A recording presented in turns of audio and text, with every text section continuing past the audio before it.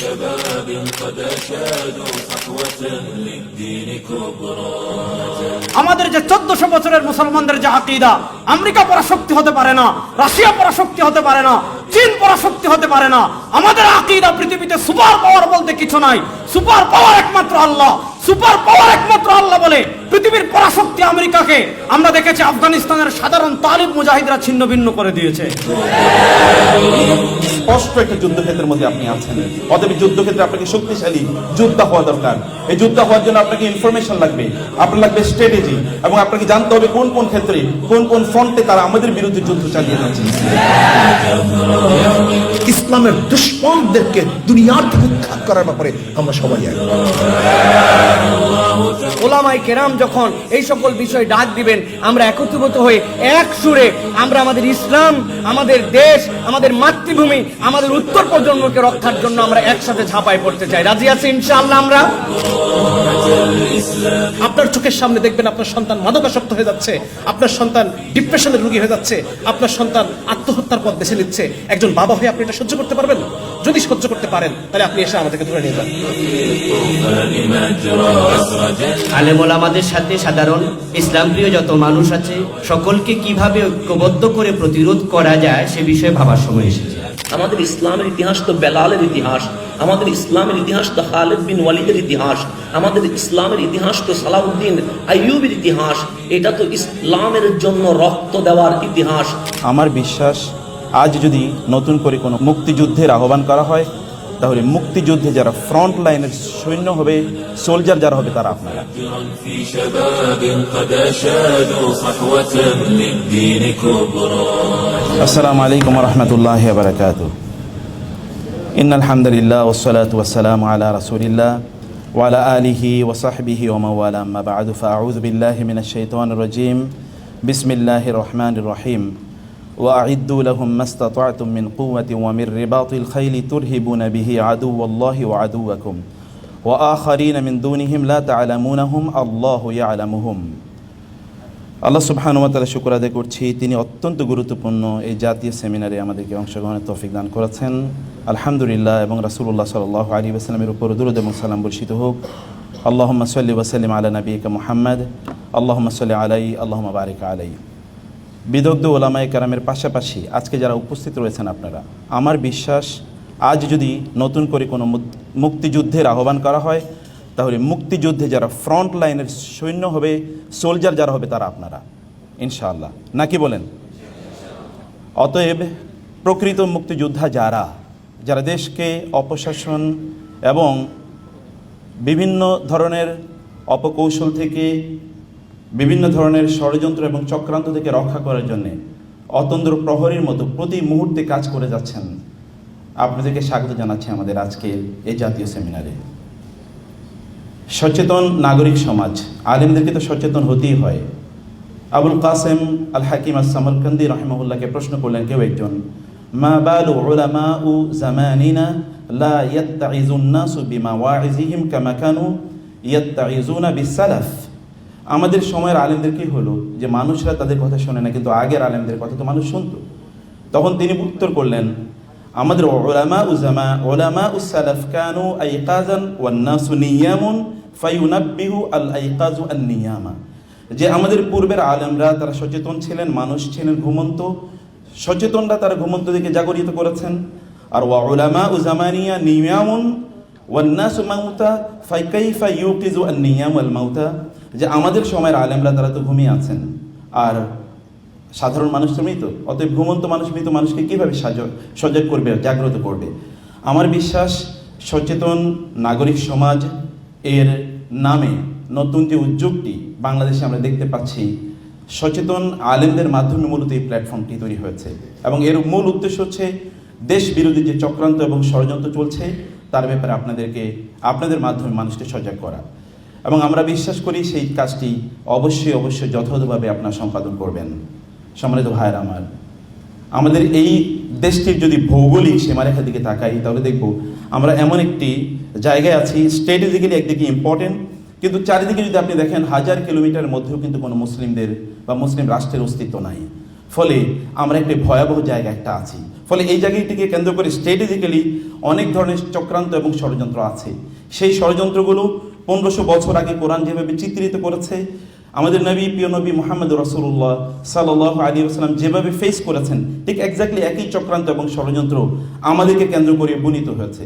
এবং এর মধ্যে দেখবেন রাসূলুল্লাহ সাল্লাল্লাহু আলাইহি ওয়াসাল্লামের যুগে ইহুদিরা যে কাজগুলো করেছিল, ঠিক একই কাজ এখনো চলছে।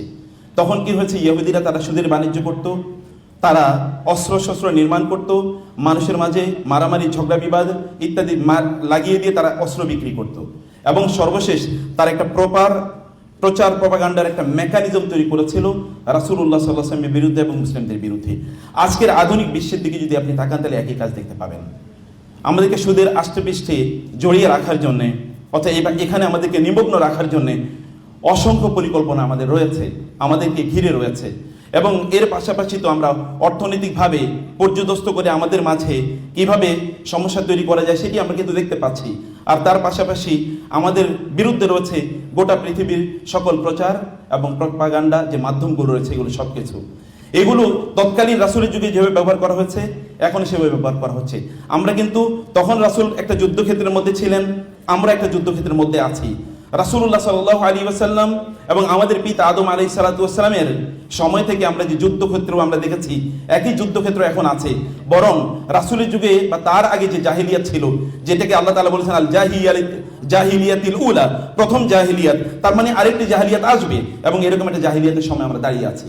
একটা নব্য জাহিলিয়াতে ঠিক একই ধরনের চক্রান্ত এবং ষড়যন্ত্র আমাদেরকে কেন্দ্র করে তৈরি করা হয়েছে।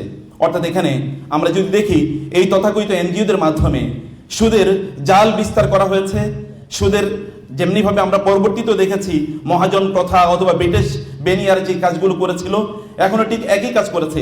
ব্রিটিশ বেনিয়াদের অথবা এখানে যারা মহাজনী প্রথা যারা আবিষ্কার করেছিল, যারা পরিচালনা করেছিল, এদের পরবর্তী এই যে উত্তরসূরি যারা আছে, এখন আমাদেরকে কেন্দ্র করে তারা একই ষড়যন্ত্রের জাল তারা বুনছে। এই ষড়যন্ত্রের জালটা আমাদের বোঝা দরকার। এবং এই ক্ষেত্রে তারা যাদেরকে ব্যবহার করছে, যে সকল যন্ত্রগুলো তারা ব্যবহার করছে, এগুলোর ব্যাপারে আমাদেরকে সচেতন থাকা দরকার। তাইলে কেবলমাত্র এই যুদ্ধক্ষেত্রে আপনি এবং আমরা বিজয়ী হতে পারবো। আমাদের যুদ্ধক্ষেত্রটা স্পষ্ট একটা যুদ্ধক্ষেত্রের মধ্যে আপনি আছেন। অতএব যুদ্ধক্ষেত্রে আপনাকে শক্তিশালী যোদ্ধা হওয়া দরকার। এই যোদ্ধা হওয়ার জন্য আপনাকে ইনফরমেশন লাগবে, আপনার লাগবে স্ট্র্যাটেজি, এবং আপনাকে জানতে হবে কোন কোন ক্ষেত্রে কোন কোন ফ্রন্টে তারা আমাদের বিরুদ্ধে যুদ্ধ চালিয়ে যাচ্ছে। এই ফ্রন্টগুলো আইডেন্টিফাই যদি না করতে পারি আমরা, তাহলে যুদ্ধক্ষেত্রে আমরা ব্যর্থ হবো বা এই যুদ্ধক্ষেত্রে আমরা সফল হতে পারবো না। আপনার যোদ্ধা বটে, কিন্তু যুদ্ধের স্ট্র্যাটেজিগুলো আপনাদের জানা দরকার। স্ট্র্যাটেজিগুলো মূলত আমাদের এই আলোচনায় আমাদের সম্মানিত প্রবন্ধকার এবং পরবর্তী আলোচকগণ তারা ইনশাল্লাহ এই বিষয়ে আপনাদেরকে দৃষ্টি আকর্ষণ করবেন। আপনারা জানেন অনেক কিছু, কিন্তু ফাযাক্কির ফাইন্না যিকরা তানফাউল মুমিনিন, মুমিনদেরকে স্মরণ করিয়ে দেয়া লাগে। আর বহু আগে আল্লাহ সুবহানাহু ওয়া তাআলা 1500 বছর আগে বলেছেন, ওয়াইদ্দু লাহুম মাসতাতা'তুম মিন কুওয়াতিন। কুওয়া শব্দটি যখন আল্লাহ ব্যবহার করেছেন, তখন এই শব্দটিকে স্পষ্ট করেই আল্লাহ সুবহানাহু ওয়া তাআলা নাকেরা রেখেছেন। নাকেরা মানে হচ্ছে অল ইনক্লুসিভ, এগুলো সবকিছুই রাখবে। এবং অমিন রিবাতুল খাইলি, যেই সময় আল্লাহ সুবহানাহু ওয়া তাআলা বলেছেন রিবাতুল খাইল রাখার জন্য, সেই সময় মক্কার মুসলিমরা মদিনায় হিজরত করে গিয়ে তারা এমনি তো তাদের কোনো অর্থ সম্পদ ছিল না, কারণ এগুলো সব তারা মক্কায় রেখে গিয়েছেন। মদিনার মুসলিমরা তো এমনি সাধারণত তারা কৃষক, তাদের কোনো অর্থবিত্ত নাই, কিন্তু আল্লাহ সুবহানাহু ওয়া তাআলা তাদেরকে নির্দেশ প্রদান করলেন যুদ্ধ করতে হবে। যুদ্ধের জন্য সর্বশ্রেষ্ঠ যে অস্ত্র, এই অস্ত্র তোমাদেরকে প্রয়োগ করতে হবে, তা হলো রিবাতুল খাইল। খায়েল তো কেনার মতো সামর্থ্য তাদের নাই। বদর যুদ্ধে মাত্র 2টো খায়েল আছে তাদের, অন্য সময় তাদের কেনারই সামর্থ্য নাই। অতএব আপনাকে সেই প্রিপারেশন বা প্রস্তুতি আপনাকে রাখতে হবে। যুদ্ধে বিজয়ী হওয়ার জন্য যে স্ট্র্যাটেজি আপনাকে নেওয়া দরকার, সেটি আপনাকে নিতে হবে, সেটি আপনাকে জানতে হবে সেই বিষয়টি কি। আমাদের যুদ্ধে দুটো শত্রু আছে। একটি তো অপ্রকাশ্য শত্রু, অশরীরী শত্রু, সেটা কি শয়তান। আদম আলাইহিস সালাতু ওয়াস সালামের সময় থেকেই সেই যুদ্ধ শুরু হয়েছে দেখছি আমরা। কিন্তু এরপরে আমাদের প্রকাশ্য কিছু শত্রু আছে। এই শত্রুরা তৎকালীন রাসূলের যুগে যা করেছিল, এখনো কিন্তু তারা তাই করছে। সেই একই শত্রুরা বিভিন্ন ছত্র ছায়ায়, আপনি যদি আজকের ট্রান্সজেন্ডার ইস্যু দেখেন অথবা অন্যান্য যে সকল ইস্যু দেখেন, এগুলো কিন্তু সেই ইহুদিদেরই প্রোডাক্ট। এবং কোরআনে আল্লাহ সুবহানাহু ওয়া তাআলা বনি ইসরাইল বা ইহুদিদের কথা এত বেশি এই জন্য বলেছেন যেন তাদের মতো আমরা না হই, অথবা তারা মুসলিমদের বিরুদ্ধে যে শত্রুতা করেছে, যে চক্রান্ত করেছে, সেটা যেন আমরা বুঝতে পারি। আল্লাহ সুবহানাহু ওয়া তাআলা বলেছেন, ওয়ালা তাজিদান্না আশাদ্দান নাসি আদাওয়াতাল লিল্লাযিনা আমানুল ইয়াহুদা ওয়াল্লাযিনা আশরাকু। সত্যিকার অর্থে ঈমানদারদের সবচেয়ে বড় শত্রু হচ্ছে যেই সকল ব্যক্তিরা পিওর মুশরিক, অর্থাৎ যারা সত্যিকার অর্থে মূর্তি পূজা করে, যারা সত্যিকার অর্থে শিরকের মধ্যে নিমজ্জিত তারা এবং ইহুদিরা। আল্লাহ তাআলা বলেছেন, এক নম্বর ইহুদিদের কথা আল্লাহ তাআলা বলেছেন।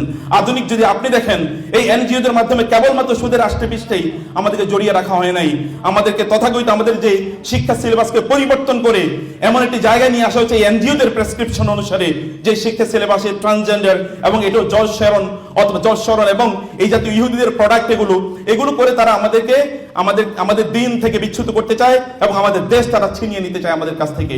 প্রিয় ভাইরা, সেই বিষয়গুলো আপনাদেরকে আজকে আলোচনায় নিয়ে আসা হবে। আমাদের সম্মানিত প্রবন্ধকার তার বিস্তারিত আলোচনায় তিনি এই বিষয়গুলো নিয়ে আসবেন। আমি এই জন্য সম্মানিত প্রবন্ধকারকে এখন আসতে অনুরোধ করব। এই সময়ের সবচেয়ে বিদগ্ধ আলেমে দ্বীন, আমাদের সকলেরই মাথার তাজ, বিশিষ্ট লেখক, গবেষক এবং বিদগ্ধ আলেমে দ্বীন জনাব ডক্টর আফম খালেদ হোসাইন হাফিজাহুল্লাহকে সম্মানিত উস্তাদ তিনি আসবেন, তার প্রবন্ধ উপস্থাপন করবেন, আপনি জিনিসগুলো বুঝবেন এবং এখান থেকে যখন যাবেন আপনারা, তখন যেন আপনারা সত্যিকার অর্থে অস্ত্রে সমজ্জিত, যেই অস্ত্র আমাদের দরকার, ইনফরমেশনের অস্ত্র, নলেজের অস্ত্র, প্রস্তুতির অস্ত্র, এটি নিয়ে যেন আপনারা প্রস্তুতি থাকতে পারেন। যুদ্ধক্ষেত্র সামনে, সেখানে আপনাকে যুদ্ধ করতেই হবে।